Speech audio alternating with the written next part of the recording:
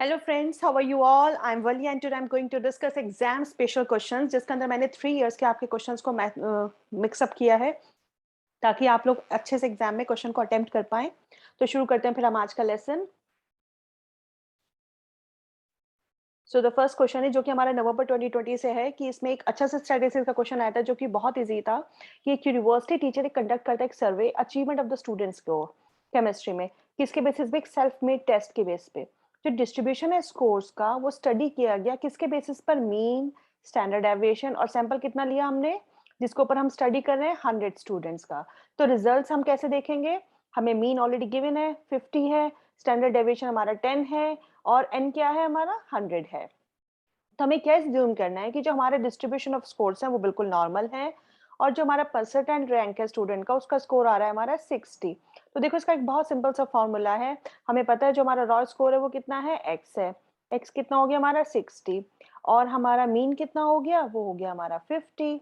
और जो हमारा स्टैंडर्ड डेविएशन है जिसको हम इस तरह से डिनोट करते हैं वो कितना है हमारा? 10। और एन हमें गिवन है 100। अब हमें पता होना चाहिए कि क्या फॉर्मूला है इसका। हमें मालूम है इसका फॉर्मूला है x माइनस एम अपॉन ये क्या है? जेड स्कोर हम इसका निकाल लेंगे। तो हमें पता है 60 माइनस 50, ये हमारा 10। तो ये कितना हो जाएगा? 10 out of 10, that means 1। So this is 1 sigma और हम जानते हैं इसकी वैल्यू क्या होती है? 84th percentile. तो ये आपका बहुत इजी से आपका आंसर आ गया। तो ये हो जाता है हमारा 84। आई विश कि आपको अच्छे से क्लियर हो गया हो। जैसे मैंने पूरा सॉल्व करके भी दिखा दिया। सेमेस्टर एंड में एक टीचर असेस करना चाहता है अपने बच्चों के आउटकम्स। देखो क्वेश्चन में क्या गिवन है? At the semester and it mean जब वो टीचर लेसन पढ़ा चुका है, अब सेमेस्टर खत्म होने में जो एग्जाम्स होते हैं बच्चों के, जब आप लास्ट में बच्चों को असेस करते हो, बिल्कुल एंड में असेस करते हो, दैट मीन्स आप पूरे कोर्स का एक सेमेस्टर का पूरा कोर्स आप लेके चल रहे हो, उसमें आप अपने बच्चे की लर्निंग आउटकम्स चेक कर रहे हो। तो इस टेस्ट का फॉर्मेट क्या होगा? फॉर्मेटिव होगा, पोर्टफोलियो का असेसमेंट होगा, परफॉर्मेंस का असेसमेंट होगा या फिर सबमिटिव असेसमेंट होगा? देखो इट्स वेरी सिंपल। अगर ड्यूरिंग द क्लास होगा तो वो हमारा होगा फॉर्मेटिव असेसमेंट, और अगर सबमिटिव होगा तो वो होगा जब सम होगा, total sum. Total sum mean सारे सेमेस्टर का सम लेके कर रहा है टीचर, दैट मीन्स कि वो पूरा बच्चे का एक पूरे सेमेस्टर का एग्जाम ले रहा है, तो वो सबमिटिव असेसमेंट है। I hope is it clear for you. Next question है द कॉन्ग्रुएंसी कॉन्टिजेंसी मॉडल जो है करिकुलम। देखो ये वन लाइनर क्वेश्चंस हैं। अगर इनके इसी ये वो बहुत सारे क्वेश्चंस रिपीट हो जाते हैं, कुछ क्वेश्चंस मिलते जुलते रिपीट होते हैं, तो इससे क्या होगा कि आपका बिल्कुल 30 सेकंड्स के क्वेश्चन है। अगर आपको पता है कि congruency contingency model curriculum evaluation का किसने डेवलप किया है, हम जानते हैं ये वाला किसने डेवलप किया? हमारा रॉबर्ट स्टेक ने। तो ये बहुत वन लाइनर क्वेश्चन है, लास्ट टाइम पे रिवीजन हो जाएंगे, तो इस तरह का किसी भी तरह की कोई कंफ्यूजन नहीं होगी। ये बहुत अच्छा क्वेश्चन है, हर साल रिपीट होता है। ये वाला क्वेश्चन मे बी 2019 दिसंबर में आया हुआ है, नवंबर 2020 में भी ये क्वेश्चन आया है। तो क्वेश्चंस रिपीट बहुत होते हैं आप लोगों के, तो मैंने इसमें रिपीटेटिव क्वेश्चन ज्यादा लिए हैं इन स्लाइड्स में ज्यादातर। जो स्वामी में हमें बताना है कि कौन से थिंकर्स थे, कौन किस किसने कौन कौन सी बुक्स लिखी हैं। It's very simple. इसमें हम देख सकते हैं गीतांजलि, हम जानते हैं रविंद्रनाथ टैगोर की है, तो पहला आंसर हमें यहीं से मिल जाता है, रविंद्रनाथ टैगोर। स्वामी विवेकानंद का आता है हमारा मॉडर्न इंडिया। तो हम देख लेंगे बी का वन कहाँ गिवन है, बी का वन यहाँ गिवन है। और एम के गांधी की क्या आती है हमारी? Experiments with truth. फिर लास्ट एक बचता है हमारा कृष्णमूर्ति, हमारा अल्टीमेटली आंसर अपने आप आ जाता है इसमें। तो ये आपका थर्ड क्वेश्चन आपका आंसर हो जाता है। It's very easy. अगर आपको पता है स्वामी विवेकानंद ने क्या दिया, मॉडर्न इंडिया दी है, रविंद्रनाथ टैगोर ने गीतांजलि दी है, एम के गांधी की माई एक्सपेरिमेंट्स विद ट्रुथ, ये बहुत गांधी जी की बहुत फेमस बुक है, ये अक्सर क्वेश्चन आ जाता है। और ये मैंने कुछ बुक्स के नाम भी दिए हैं ताकि आप एक बार इन सबको देख लो कि विवेकानंद जी ने कौन कौन सी दी है। वेदांता फिलोसफी, प्रैक्टिकल वेदांता, वर्तमान भारत पे भी एक क्वेश्चन आया हुआ है पहले। टैगोर जी की गीतांजलि तो बहुत फेमस है ही, पोस्ट ऑफिस, स्ट्रे बर्ड, हाँ यूनिवर्सल मैन पे भी एक क्वेश्चन आया हुआ है पुराने। एंड गांधी जी का अगर हम देखते हैं, semen my experiments with truth बहुत इंपॉर्टेंट है, ये हर साल पूछ लेते हैं, लेकिन मे बी अगर वो चेंज करना चाहें टुवर्ड्स न्यू एजुकेशन या कुछ भी अगर वो देते हैं इनमें से, तो आपको पता होना चाहिए। औरबिंदो जी की, इन्होंने मोस्टली इंटीग्रल एजुकेशन पे बात की है। सावित्री नवंबर 2020 में भी था, सावित्री पहले भी आ चुका है, लाइफ डिवाइन पे भी क्वेश्चन आ चुका है। इंटीग्रल योगा, इंटीग्रेशन की बात करते हैं ये लोग। तो ये सब चीजें बहुत ईजी हैं और एक बार आप देख लेंगे तो आपको याद रहेगा। अब आता है हमारा नवंबर 2020 का बहुत इंपॉर्टेंट क्वेश्चन। ये आपको ये हर साल रिपीट हो रहा है, तकरीबन 2017 से कंटिन्यूअसली क्वेश्चन रिपीट हो रहा है हमारा, हर बार अलग तरीके से पूछ लेते हैं। इट्स वेरी सिंपल, इसकी एक ट्रिक है बहुत अच्छी सी, देखो इसमें नेगेटिव रीइंफोर्समेंट पूछा है स्किनर्स के ऑपरेंट कंडीशनिंग में, एक मॉडल है, उसके नेगेटिव रीइंफोर्समेंट कहाँ होता है, रिस्पॉन्स विदहेल्ड और बनाया कहाँ जाता है, और प्रेजेंस और एब्सेंस ऑफ क्यूज कहाँ होता है। तो ये तो नेगेटिव रीइंफोर्समेंट से इसका आंसर आ जाएगा बहुत इजीली, क्योंकि हम जानते हैं, हमने इसकी एक ट्रिक बनाई है, रॉड ईपीए करके है, ये होता है हमारा नेगेटिव रीइंफोर्समेंट, ये होता है हमारा पॉजिटिव रीइंफोर्समेंट। तो पॉजिटिव रीइंफोर्समेंट का मतलब क्या हो गया, अगर हम रॉड को करके देखते हैं, रॉड से क्या होता है, reward, omission, discrimination, escape, punishment, active avoidance, ये बिल्कुल क्लियर हो गया। तो अगर हम देखते हैं पॉजिटिव रीइंफोर्समेंट है, नेगेटिव रीइंफोर्समेंट है, तो जो ईपीए वाले हैं वो सारे नेगेटिव रीइंफोर्समेंट में आ गए आपके बहुत इजीली। ईपीए ये रहा तीनों, बी सी एंड डी ये तीनों आ गए। अगर हम इसे देखते हैं तो हमारा रिस्पॉन्स विदहेल्ड किस में होता है, पी में होता है और ओमिशन में होता है। तो ये हमारा बहुत इजीली इसका आंसर आ जाता है, यहाँ पर हमारी क्यूज की प्रेजेंस होती है। तो यहाँ नेगेटिव रीइंफोर्समेंट से ही बिल्कुल क्लियरली आपका आंसर आ गया, B C and D. Next question है, ये क्वेश्चन बहुत इंपॉर्टेंट है, देखिए ये जुलाई 2019 में आया हुआ क्वेश्चन है, मैंने 3 साल के क्वेश्चन मैंने इसमें काफी हद तक मैचअप किया है, मैं 2018 के क्वेश्चन इसमें डाल दूंगी ताकि अच्छे अच्छे क्वेश्चन आप लोग के अच्छे से रिविजन हो जाए लास्ट टाइम पे। टीचर ऑर्गेनाइज करता है और फिर रीऑर्गेनाइज करता है प्रेजेंटेशन को, दैट मीन्स वो रीचेक कर रहा है एक डिस्कशन सेशन में जो उसने ऑलरेडी कंडक्ट किया है, ये किस स्टेज की बात की जा रही है, टीचिंग एक्ट जब क्लास में टीचर पढ़ा रहा है तो ये किस स्टेज की बात की जा रही है, प्री एक्टिव प्रिपरेशन स्टेज है, प्री एक्टिव प्लानिंग स्टेज है, या फिर इंटरेक्टिव स्टेज है, या फिर पोस्ट एक्टिव स्टेज है। देखो टीचर ने ऑलरेडी ऑर्गेनाइज कर चुका है वो, अब वो रीऑर्गेनाइज कर अपनी प्रेजेंटेशन को अपने डिस्कशन सेशन में, बनाई भी उसी के हाथ की है वो चीजें, तो जब वो रीऑर्गेनाइज करके चीजों को बता रहा है, समझा रहा है, दैट मीन्स वो इंटरेक्ट कर रहा है, ये उसका बिल्कुल स्टार्टिंग स्टेज रही है, देन इट इसमें वो रीऑर्गेनाइज कर रहा है, दैट मीन्स वो इंटरेक्ट कर रहा है क्लास के अंदर, तो इसका आंसर हमारा इंटरेक्टिव स्टेज हो जाएगा। ये क्वेश्चन भी बहुत अच्छा है, ये नवंबर 2020 में पूछा गया क्वेश्चन है आपका, है कि right of person with disability act, right to education किस आर्टिकल में आता है। अगर आपने सारे आर्टिकल्स अच्छे से पढ़े होंगे तो आप बहुत अच्छे से बता सकते हैं कि कौन सा आर्टिकल बहुत इंपॉर्टेंट है, इसलिए मैं इसकी एक छोटी सी एक्सप्लेनेशन लेके आई थी। जो हमारा आर्टिकल 20 पर्सनल मोबिलिटी की बात करता है, आर्टिकल 24 राइट टू एजुकेशन की बात करता है, conference of state parties article 40 and article 42 signature की बात करता है। तो इस बेस पे हम देख सकते हैं आर्टिकल 24 किसकी बात करता है, राइट टू एजुकेशन की बात करता है। तो अगर आप ये अच्छे से देख लेंगे तो अगर इस बार कोई कुछ घुमा के भी आएगा तो आपके लिए आसानी हो जाएगी आंसर देना। नियरेस्ट कोशा टू आत्मा, ये आया हुआ है हमारा दिसंबर 2019 में क्वेश्चन, वेदांता फिलॉसफी पे क्वेश्चन है, वो कौन सा कोशा है जो आत्मा से बिलोंग करता है, प्रण, विज्ञान, मनोमाया या फिर आनंद माया। हम जानते हैं प्रण किससे बिलोंग करता है, वाटर से, विज्ञान हमारी नॉलेज से, मनोमाया इमोशंस फायर, आनंद माया को जो कि हमारी आत्मा से बिलोंग करता है। इसका मैंने एक छोटा सा एक्सप्लेनेशन भी दिया है, आप पढ़ना चाहें तो। ये हमारा अन्न, अन्न मीन्स जो हम खाना खाते हैं, फूड कहाँ से मिलता है हमें, अर्थ से। प्राण वाटर एनर्जी के फॉर्म में हमें मिलता है। मनोमाया कोश मतलब इमोशंस और फायर। विज्ञान, विज्ञान नॉलेज बुद्धि कहाँ से मिलती है हमें, आकाश से। आनंदमय कोश आत्मा हैप्पी, ये बहुत आसान से इसके की पॉइंट्स हैं, क्वेश्चन किसी भी उस पे पूछा जा सकता है। सो अब ये क्वेश्चन आता है हमारा, for describing teaching as a profession, अगर आप टीचिंग को एक एज अ प्रोफेशन देखते हैं, which of the following statements are most appropriate, आपको बताना है इसमें से कौन सी ज्यादा अप्रोप्रिएट है।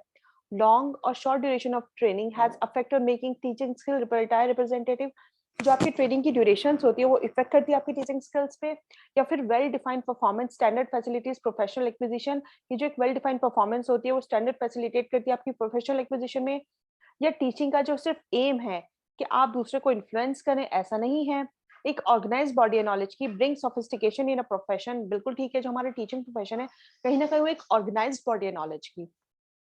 Teaching and learning are like selling buying transaction, नहीं ये दोनों बिल्कुल गलत है, क्योंकि ये कोई बेचने वाली चीज थोड़ी ना है, आप चीजों को डिलीवर करते हैं, आप अपनी नॉलेज को इम्पार्ट करते हैं, दैट मीन्स इसका मतलब ये तो नहीं कि सेलिंग और बाइंग ट्रांजेक्शन हो जाएगा टीचिंग हमारा। तो आपका इसमें 2 नेगेटिव ऑप्शन हमें बिल्कुल क्लियर नज़र आ चुके हैं। सो आई होप कि अब आप समझ गए होंगे कि कौन सा हमारा आंसर बनता है। बिल्कुल सीधा हमारा आंसर बनता है ए, बी एंड डी, क्योंकि सी और ई हमारा नेगेटिव ऑप्शन है। कई बार क्या होता है कि आपको ना ऑप्शन समझ में नहीं आते एग्जाम्स में। लेकिन अगर आपको ये समझ में आ गया कि कौन सा नेगेटिव है, तो भी आपके लिए आंसर निकालना आसान हो जाएगा। Which of the following components of pre-service teacher education का component पूछ रहा है, has a greater scope for the experiential learning? कौन सा वो pre service teacher education program का कंपोनेंट है जो कि स्कोप है जिसका एक्सपीरियंशियल लर्निंग में? पीडागॉजी कोर्सेज जो कि डिस्कशंस के लिए यूज किए जाते हैं, फाउंडेशन कोर्सेज जिनका हम क्रिटिकल एक्सपोजर के लिए यूज करते हैं, या फिर रिफ्लेक्टिव रीडिंग जो कि बेस्ड है ग्रेट थिंकर्स पे वो वर्क करती है, या फिर इंटर्नशिप थ्रू स्कूल अटैचमेंट। देखो क्वेश्चन ने बिल्कुल सिंपल सा पूछा एक तो प्री सर्विस टीचर एजुकेशन की बात करी, दैट मींस आपके इन सर्विस से पहले का पीरियड। दूसरा एक्सपीरियंशियल लर्निंग से मतलब होगा जहां पे आपको एक्सपीरियंस मिल रहा है। एक्सपीरियंस आपको कहाँ मिलता है? जब आप टीचिंग प्रैक्टिस करते हैं। किस में करते हैं? आप बीएड में करते हैं। दैट्स इजीली कि आप बीएड में जो आप टीचिंग प्रैक्टिस करते हैं उस टीचिंग प्रैक्टिस से आपको एक्सपीरियंस मिलता है, क्योंकि जब आप अपने स्कूल के स्टूडेंट्स के साथ जाकर इंटरेक्ट करते हैं तो आपको कहीं ना कहीं एक एक्सपीरियंस मिलता है टीचिंग का।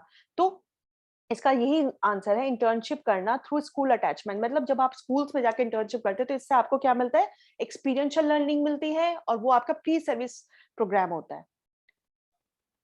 आई होप ये क्लियर हो गया होगा आपको। ये जुलाई 2019 का क्वेश्चन है। अब आता है हमारा, ये देखो ये हमारा नवंबर 2020 में कितना अच्छा क्वेश्चन आया था, मैस्लो हायरार्की नीड। जिसको हायरार्की अच्छे से पता होगा उसके लिए आंसर देना कितना आसान है। मुश्किल से 30 सेकंड्स का क्वेश्चन है ये हमारा। हमें ये बात अच्छे से मालूम है, जो मैस्लो की हायरार्की नीड्स है सबसे अबव लेवल पे उसमें सेल्फ एक्चुअलाइजेशन नीड्स आती है। तो that means self actualization needs का मतलब ये हो गया कि ये डी आपको सबसे लास्ट होना चाहिए। तो डी किसमें है? अब हमें ये देखना होगा कि कौन सी हमारी सही बैठती है। Physiological needs, love and belonging, safety needs. अगर आपको ये भी पता हो कि बैक साइड बीच में कौन सी आती है, लास्ट में कौन सी आती है ना, तो फिर भी आपके लिए पढ़ना आसान हो जाता है। तो हमारी जो फिजियोलॉजिकल नीड्स है, जो हमारी जरूरत है, बॉडी, फूड, वाटर, ये सब हमारी फिजियोलॉजिकल नीड्स आती है, और यही हमारा सबसे फर्स्ट उसमें आता है। उसके बाद आपकी क्या आती है? उसके बाद हमारी सेफ्टी नीड्स आती हैं, फिर हमारी बिलोंगिंगनेस आती है, फिर हमारी एस्टीम नीड्स आती है, एंड देन हमारी सेल्फ एक्चुअलाइजेशन नीड्स आती है। देखो फिजियोलॉजिकल नीड जब हमें हमारी खाने की जो हमारी चाहत होती है, हमें क्या खाना है, कैसे खाना है, वाटर जरूरत, हमारा आराम, हमारा काम, ये सब चीजें हमारी फिजियोलॉजिकल नीड्स में आ जाती है। सिक्योरिटी नीड, जब आप सिक्योरिटी चाहिए, आपको सेफ्टी चाहिए। बिलोंगिंगनेस ना, जब हम शादी करते हैं, हम किसी रिलेशनशिप में आते हैं, फ्रेंड सर्किल हमारे, जब हमें उस चीज की जरूरत होती है, तो ये सब हमारी नीड्स हैं। फिर आती है जब आपको ये सब चीजें मिल जाती हैं, फिर आप किस पे आते हो? फिर आप अपनी स्टीम नीड्स पे आते हो। आपको अच्छी इज्जत भी चाहिए, जो आप अचीव करना चाहते हो आप अचीव कर लो, आपको एक सेटिस्फेक्शन मिलना चाहिए, सेल्फ स्टीम नीड्स। फिर जब आपको ये सब चीजें मिल जाती हैं, फिर आती है आपके अंदर, हाँ मुझे सब कुछ मिल गया ना, फुल पोटेंशियल है मेरे अंदर, सेल्फ एक्चुअलाइजेशन अब आपको यहाँ हो जाता है। दैट मीन्स सेल्फ फुलफिलमेंट आपको फील होता है कि हाँ मैं ये सब चीज अचीव कर चुका हूँ, मेरे पास सेफ्टी भी है, मेरे पास फैमिली भी है, मेरे पास मेरी सारी जरूरतें पूरी हो रही हैं। तो अब आपको सेल्फ एक्चुअलाइजेशन का एक्सपीरियंस मिलता है। तो ये हमारी मैस्लो हायरार्की की हायरार्की है, जो कि बहुत इंपॉर्टेंट है, इस साल पूछा गया है, तो मे बी 2021 में भी इसके आने के चांसेस हैं। नेक्स्ट क्वेश्चन है हमारा, विच ऑफ द फॉलोइंग फैक्टर्स, जो कि इन्फ्लुएंस करते हैं किस चीज में? करिकुलम चेंज में। करिकुलम चेंज में कौन कौन से फैक्टर्स इन्फ्लुएंस करते हैं? दैट मीन्स कि अगर हम करिकुलम बना रहे हैं, हम उसको प्लान कर रहे हैं, तो अगर हम चेंज करना चाहेंगे तो कौन कौन सी चीजें, फैक्टर्स हमें इन्फ्लुएंस करेंगी, अफेक्ट करेंगी? हमारी नॉलेज का ग्रोथ, हमारी technology change, needs and aspirations of the people, job का प्लेसमेंट, या फिर availability of the competent teacher. देखो टीचर्स की अवेलेबिलिटी होने से तो हमारे करिकुलम चेंज में कोई इन्फ्लुएंस नहीं करेगा, जॉब के प्लेसमेंट से भी कोई इन्फ्लुएंस नहीं करेगा। हाँ, अगर हमारे पास कोई नई डिवाइसेस आई है क्लास में पढ़ाने के लिए, हम उसके बेसिस में कुछ ना कुछ चेंजेस कर सकते हैं। हम डिफरेंट तरीके से पढ़ाने की कोशिश कर सकते हैं, लोगों को अपने स्टूडेंट्स की नीड के बेसिस पे हम कुछ सोच सकते हैं, कुछ इन्फ्लुएंस कर सकती हैं चीजें में। तो जो हमारे स्टार्टिंग के 3 ऑप्शंस है, यही बिल्कुल ठीक ऑप्शंस हैं, ए, बी एंड सी। तो यही हमारा इसका आंसर है। क्योंकि बहुत आसान चीज होती है, अगर आपको ये पता है कि क्या चीज नेगेटिव है, तो उससे आपका आंसर भी निकल के आ जाता है कई बार।